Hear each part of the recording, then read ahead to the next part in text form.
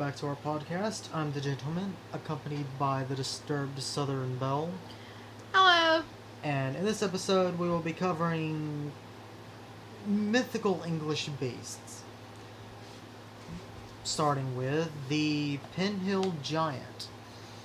So, the Pinhill Giant is a rather well-known beast who appears in many English legends, and according to lore, he is said to live in a fortress in the Pinhill area of Wensleydale, Yorkshire. Mm-hmm.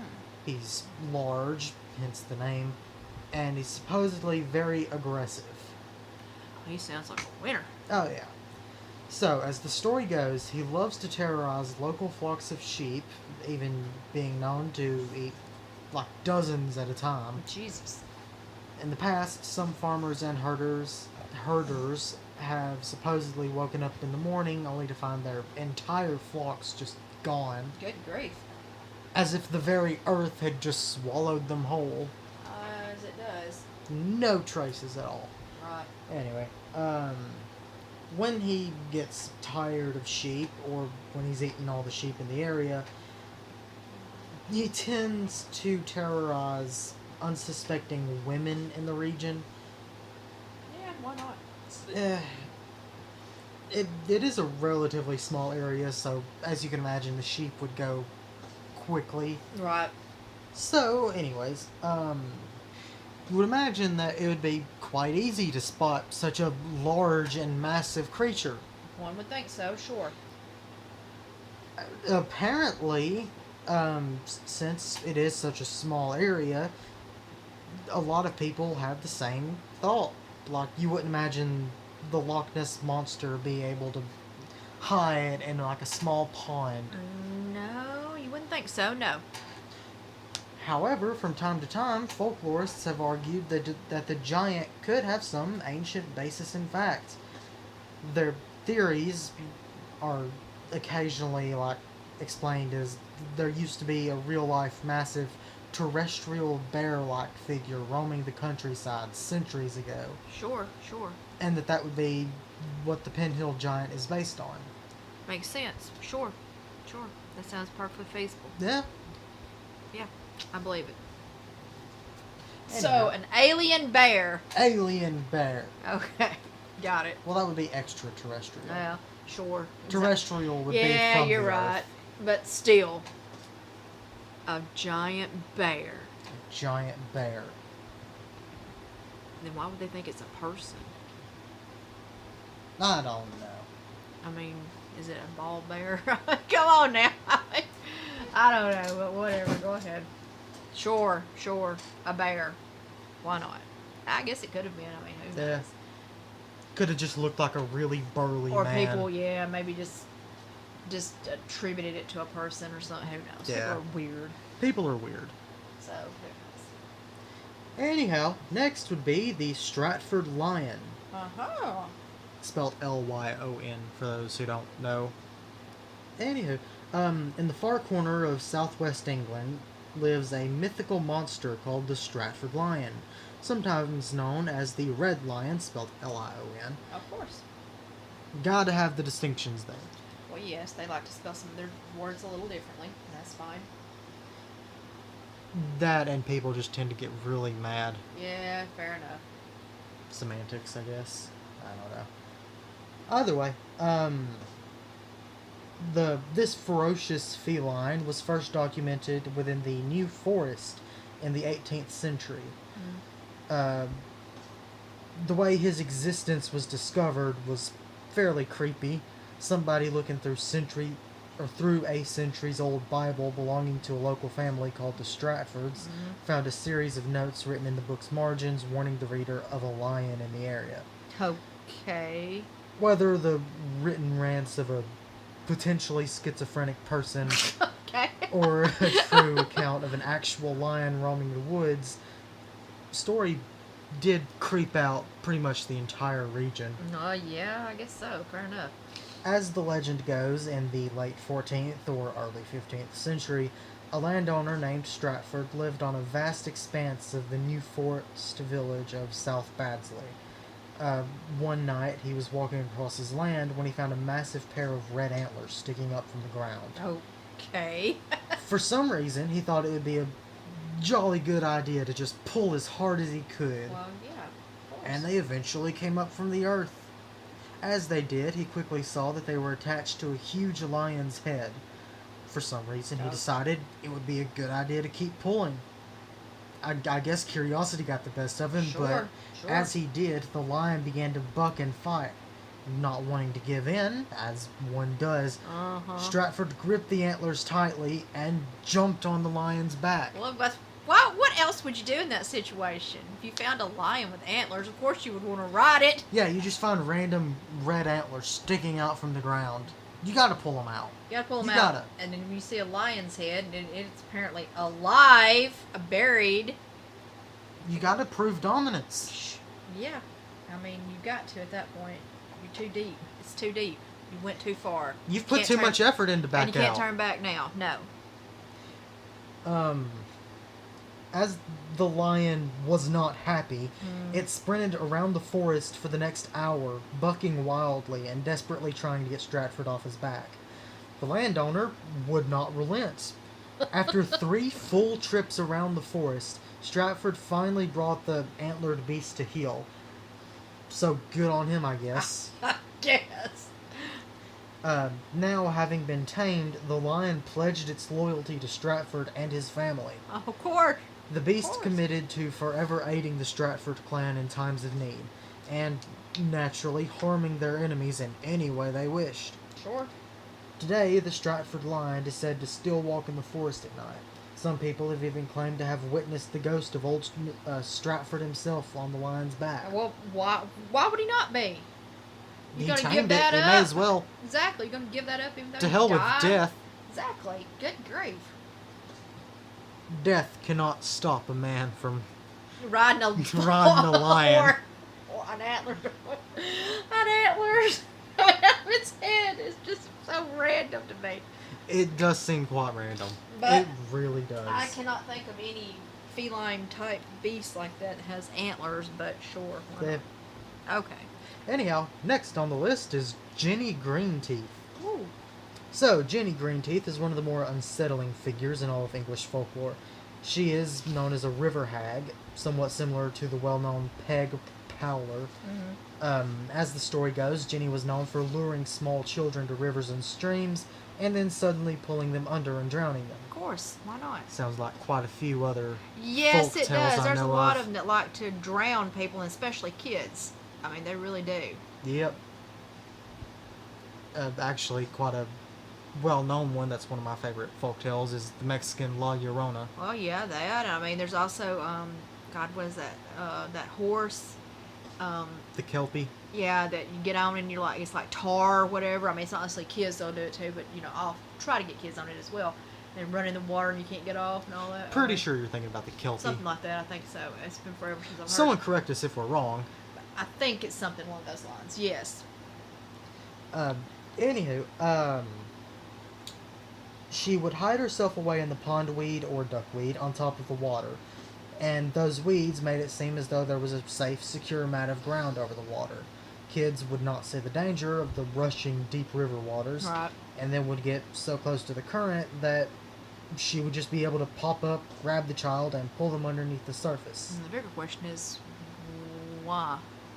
What was her hatred of children? Why not? But, you know, I mean, I know why not. I mean, because anything, why not? But it does kind of make you wonder, you know. Yeah. Who knows? It's more likely probably a story to scare kids from, you know, getting near water and stuff, so that, you know, for safety reasons back in those days. Which is fair. Oh, sure. I'm sure. Yeah. But, yeah. Because kids are stupid. Yeah. I would know. I was one. Adults are too, so there you go. Some, anyway. Fair enough. Just depends on the person. Anywho, various versions of Jenny Greenteeth are quite common in folklore, as I mentioned a while ago, Right. but especially in multiple parts of England. And though she is most known around Liverpool, southwest Lancashire, and north Staffordshire, can't speak today, she's said to have like green skin, long hair, and very sharp teeth. In nearby Cheshire and Shropshire, She's known as Wicked Jenny, Okay. and in those regions, she's even said to hang out high in the trees at night while waiting for her next victim. Yeah.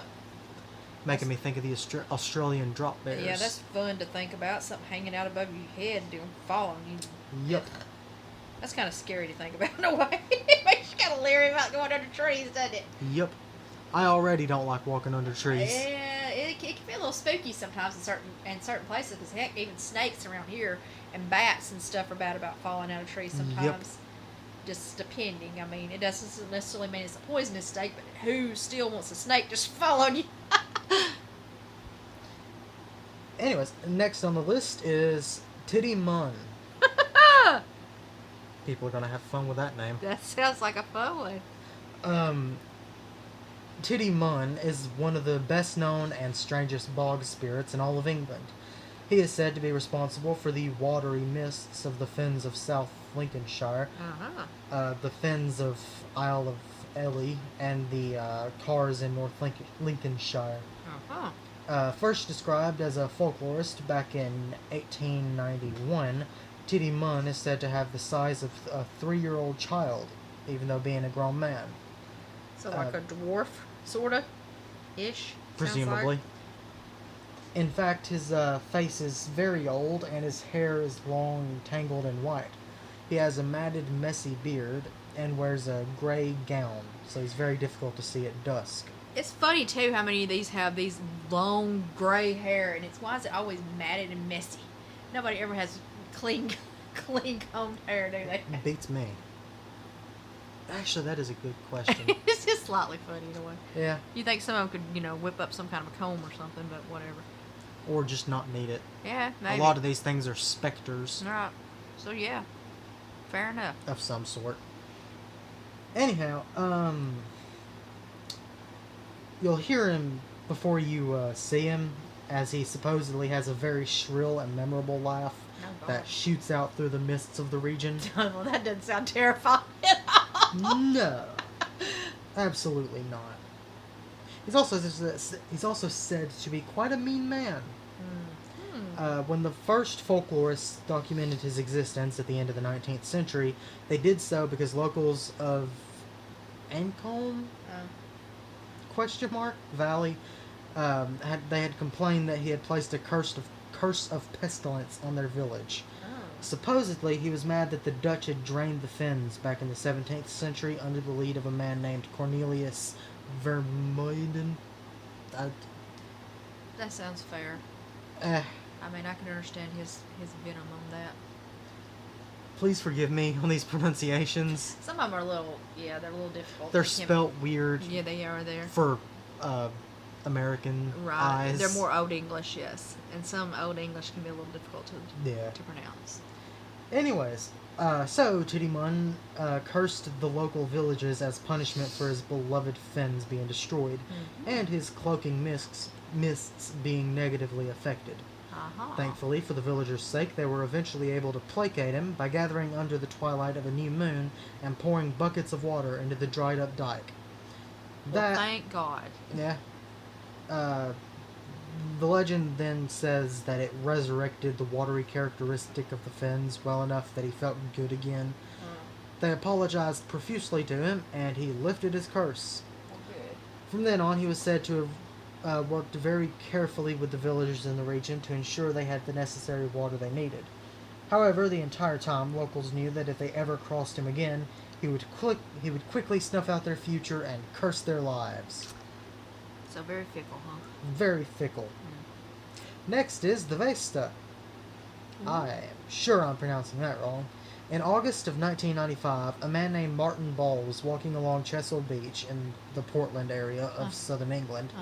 He looked out into the ocean and saw what he later described to others as a bizarre creature, some 12 foot high, half fish and half giant seahorse. Okay, that does sound interesting anyway. He thought it was strange and entirely inexplicable, and he then started doing some research.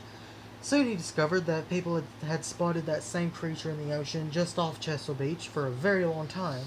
Centuries, in fact. And even the supposed massive half-seahorse creature even had a name. The Vesta. The first documented report of the Vesta goes back to 1457. That year, it was seen swimming in the ocean, waves just off the beach. Every 50 or 100 years after that, it would be spotted and documented again. Most notably, it was seen in 1757 by a reverend named John Hutchins. It was in 1965, the half-seahorse was supposedly seen swimming along the Church Oak Cove in another part of the waters off Portland. One time, a dead Vesta supposedly even washed up on the sandy beach just a few miles down the coast from Portland at a place called Burton Bradstock. So, what might explain the Vesta? Well, for one, its name might give it a clue. The word is pronounced like the Spanish word vista, which means sighting. Right. Hence the reason I'm pronouncing it the way I am. Folklorists hypothesize that because the Spanish used to sail up the far southern tips of England to trade goods centuries ago, some of their words, like vista, may have entered the English lexicon. Whether it was something that was lost in translation or actually a beast roaming the waters, we may never know. But if history is any indicator, we'll likely get another sighting of this seahorse in another 20 or 30 odd years. Oh, well, something to look forward to. Yeah.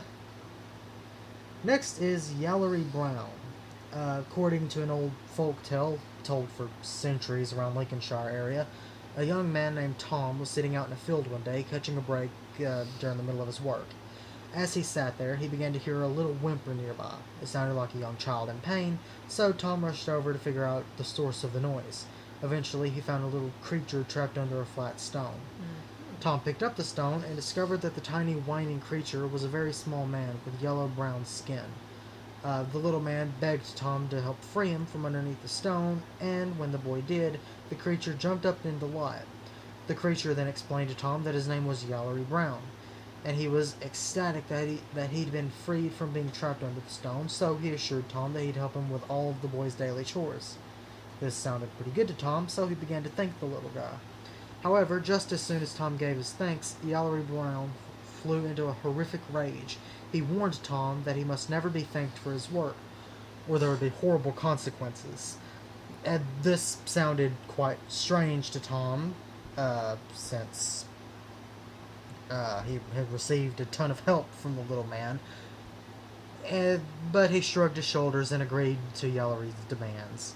The next day, Tom began his tasks as usual, but after only a couple of hours, he found that his jobs were magically doing themselves. His broom was sweeping around on its own, and the corn he'd been required to grind down into mash was grinding on its own without his assistance. Over a period of days, Tom became an incredibly productive little worker bee, all thanks to the magic of Yallery Brown. Soon, other people began to notice how suddenly the formerly listless boy was on the ball. Others in the village started to accuse Tom of being a witch or warlock. Tom wasn't very smart or motivated, but he was smart enough to know how these accusations might end. Right. He called for Yallery, and right on cue the creature showed up. Tom told him that the creature's assistance would no longer be necessary, and mindlessly, as he was doing that, Tom thanked the little guy for all of his help up to that point. Oh, no. Enraged at being thanked, Yallery Brown flew off the handle. He told Tom that since he'd been thanked, he had no choice but to curse the poor young boy for the rest of his life. Oh, God. Work as you will, you'll never do well, Yallery hollered as his spell out at Tom. Work as you might, you'll never get anything, for harm and mischance, and Yallery Brown, you've let out yourself from under the stone.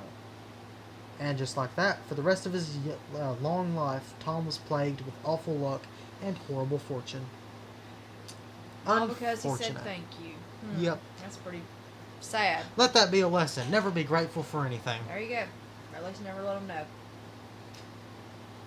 Such a stupid story, kind of. I know. I've heard legends and things like that, like certain old creatures like that. It was an insult to thank them. I don't know, but I have heard that before on certain ones.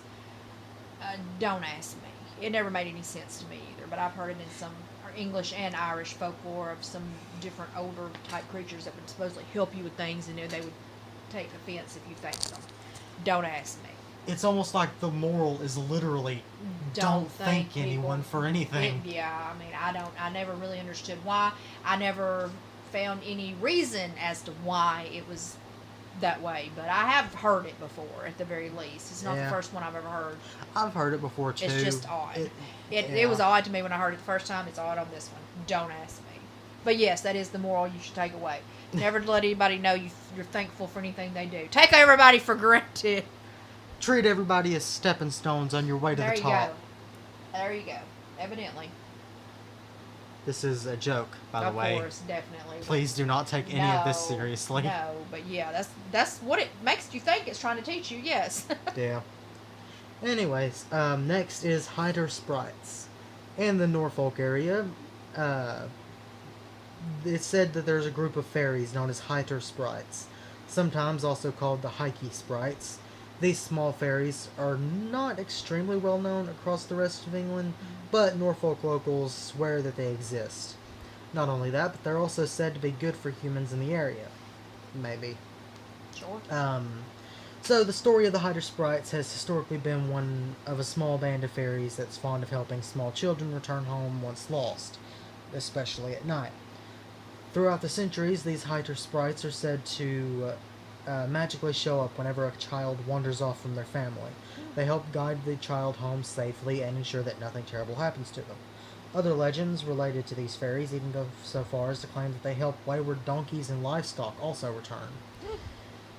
Well, that's a new one. Maybe. Usually it's the opposite, right? Right. Anyways, even though these folklorists today see them as benevolent, parents from the last few centuries certainly did not view things the same way. Uh-huh. Instead, the past generations of parents around Norfolk would warn their children that they had to behave, lest the sprites show up and kidnap them. Okay, well, which is Complete opposites. Yeah, so I said, which is it, huh? Maybe it's both. Well, maybe. Maybe it depends on if you're good or bad. Or maybe it just depends on the fairy. Fair enough. Maybe it's a case-by-case basis. Sure.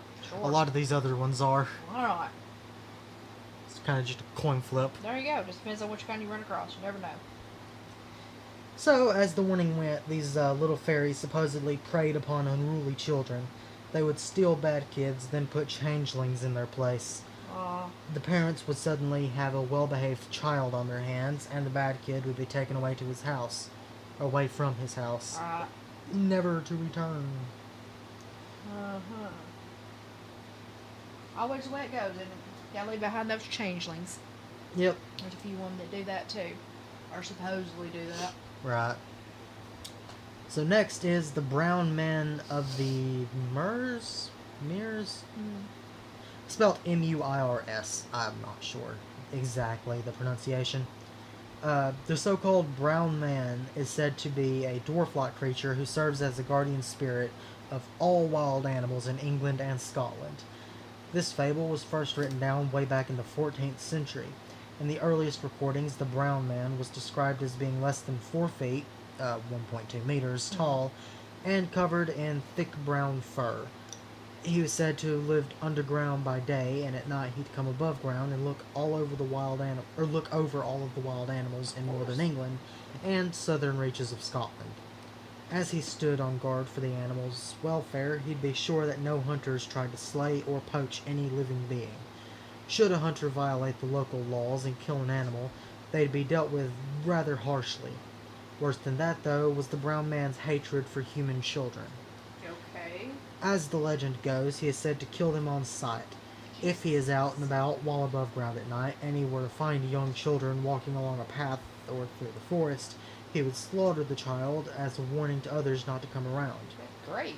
It isn't entirely clear why he was so violently opposed to kids showing up in his quite literal neck of the woods. Some legends passed down through the years have hypothesized that it's because the brown man was never able to have kids of his own. So the forest animals became his children, and real children who ventured into his realm were destined to be killed. Oh, yeah, that makes sense. Sure. Or on the other hand, it could have just been the wild animals that killed the children. That could have been, of course. But no, that could never have happened. You're probably right. Or he could just be a psycho. Fair enough. Some random hermit in the woods. Sure, just killing kids left and right. As one does. Oh, yeah. You don't live out in the woods, you might as well. We'll go all the way. There you go. Become a complete crazy person. There you go. The next on the list is the little folk of Eythrope. Again, not sure. It's Eythrope. Einthrope, it sounds like. Eythrope. What it sounds like. In the Bishopstone area of England, a local tale has been floating around for centuries. That you can see tiny little witches in the fields at night. Oh, okay. As the story went on, these little witches would run around in the fields, sit up on fence posts, and hang out along sheep hurdles. Some folks in the area around Eythrope have claimed to have heard stories of these little witches dancing under the bright shine of moonlight. Like many mythical beasts on this list, these witches are said to be very short, about half the height of a human being, with large tunics wrapped around their bodies, and heads that would seem to be twice too big for their size. Okay. So like the orange on a toothpick look, huh? Sounds good. Sounds great. The most recent sighting of these supposed witches came about a few decades back. At the time, a local groundskeeper of a nearby farm claimed to have seen these knock-kneed witches run very fast through the fields. As he understood it, they lived during the day in the cellar of an old house near Eythrope that had crumpled to the ground and been left abandoned many years before that. Mm-hmm. To this day, folklorists consider this to be one of the strangest and most unfounded of all the mythical tales of English history. Oh, sure. So, next and last on the list is the Renwick Cockatrice. Ooh. As early as the end of the 16th century, people around County Cumberland area of England claimed to have seen a so-called cockatrice. If you've never heard that word before, somehow, basically, a cockatrice is the English word for a basilisk, or terrifying mythical monster that's most often depicted as being part bird, part snake. Yeah. The cockatrice, or cockatrice, I've heard it pronounced both ways. I've heard it both, too. Heard of cockatrice, cockatrice, yeah. Many different ways. The cockatrice and its close European cousin, the basilisk, could supposedly kill its victims merely by breathing or looking in their direction. Uh-huh. So imagine the scare that the people of the village called Renwick must have felt when they realized there was a cockatrice in their midst back at the very end of the 16th century. The story was first revealed to the world about 200 years later, in 1794, when an author named William Hutchinson published a book called The History of the County of Cumberland. In the book, he writes that people of Renwick were tearing down their old village church when a large cockatrice emerged from the ruins. Terrified, most of the villagers ran away. They expected to be killed by the terrifying beast as it emerged from their church. As far as they knew, it would ensure that endless bad luck would come upon Renwick for all of eternity. And so they readied themselves for the worst of it. But one local named John Tallentire wasn't as scared of the cockatrice as everyone else. As everyone else ran away in sheer fright, he took out his bow and arrow, and like the true hero that he was, he killed it right there on the spot. One shot, right? One shot. Robin Hood. Yeah, right in the eye. Yeah, sounds about right. Anyways, the villagers were so amazed and encouraged by his heroism, they unanimously decided Tallentire's heirs should never again have to pay taxes or tithes as long as this family reside in the area. Good grief. Now that's some good reward there. Yeah. Anyways, a published tithe commutation schedule from 1842, about 5 decades after the book was published, could not confirm that the family had a tax exemption. So, death and taxes and all that. Yeah, maybe there wasn't any left. Anyways, that's it for this episode. Some interesting ones anyway. Yeah. Definitely some odd ones, some interesting ones. Let us and know. all of them a bunch of little bitty people. Yeah, most of them. Ironically enough. Most of them were. Either giants or little people. There's a lot of tiny humanoid creatures Actually, in there mythology. is. No matter where you look. There I is. guarantee you look at any culture, There he is. you'll find several tiny You're gonna humans. find some at the very least. There's not about it. It depends on the different ones. Some have more than others, but all of them have at least a few that I've ever read. Yeah. But anyway, we do hope you enjoyed that episode. And let us know which ones were your favorite, which ones you want us to cover in any future episode. Or if there's any genre you want us to cover in mythology, of any creatures, any particular ones that you like. Don't forget to like, follow, and subscribe. And don't forget to stay disturbed.